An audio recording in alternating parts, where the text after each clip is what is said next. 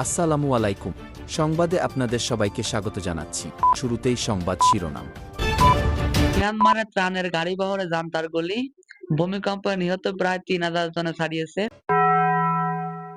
মিয়ানমারে ভূমিকম্প বিধ্বস্ত অঞ্চলে চীনা ত্রাণ সহায়তা বহনকারী গাড়িবহরে লক্ষ্য করে সতর্কতামূলক গুলি চালিয়েছে দেশটির জান্তা সৈন্যরা। মঙ্গলবার রাতে চীনা রেড ক্রসের গাড়িবহর লক্ষ্য করে এই গুলি চালানো হয়েছে বলে জানিয়েছে বেইজিং। তবে গুলিতে কোনো হতাহত কিংবা ক্ষয়ক্ষতি হয়নি।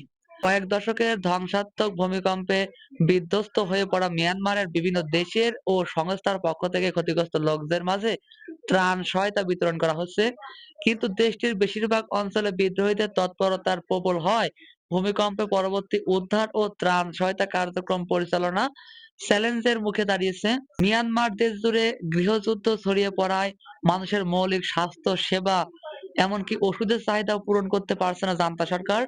এর মাঝেই গত শুক্রবার স্থানীয় সময় দুপুরের দিকে দেশটির গত বছরের ইতিহাস অন্যতম এক ভয়াবহ ভূমিকম্প আঘাত হানে।